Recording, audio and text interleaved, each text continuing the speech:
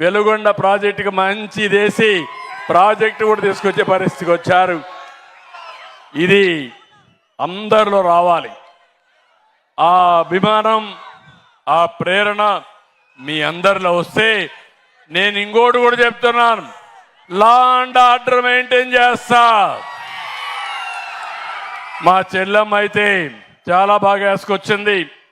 మార్కాపూర్ జిల్లా వెలుగొండ ప్రాజెక్టు, ఇంకో పక్క దేవాలయం, పక్కన నా ఫోటో.